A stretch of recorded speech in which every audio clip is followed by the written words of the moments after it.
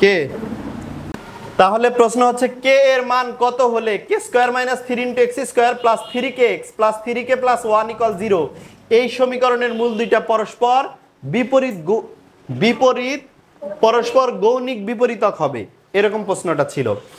কোন সমীকরণের মূলগুলো গৌণিক বিপরীতক কখন হয়, এটা কন্ডিশন, এটা মনে রাখতে হবে, এটা মুখস্থ রাখতে হবে। সেটা হলো ওই সমীকরণের সর্বোচ্চ ঘাতের সহগ, মানে আমরা দ্বিঘাত সমীকরণই পড়তেছি কিন্তু অন্য ঘাত কিন্তু পড়তেছি না। দ্বিঘাত সমীকরণের দ্বিঘাতের এক্স স্কোয়ারের যে সহগ সেটা আর কনস্ট্যান্ট বা ধ্রুবক অংশ সমান হওয়া লাগবে। লেখো, দেওয়া আছে, লিখতে পারো আগে।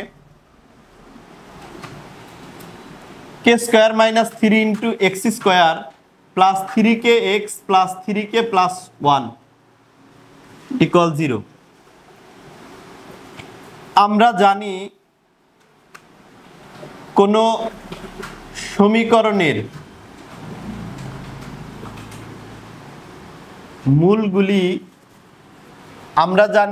সমীকরণের মূলগুলি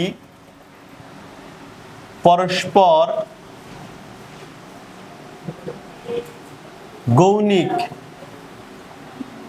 বিপরীতক হলে এক্স স্কোয়ারের সহগ ও ধ্রুব অংশ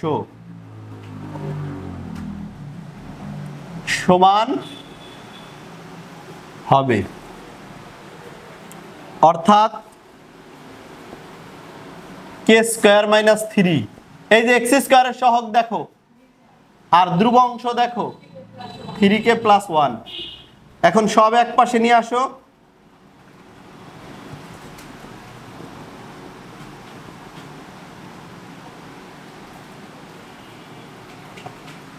-4 আসে না, মিডল টার্ম আছে না 4 এর, 4 একে 4,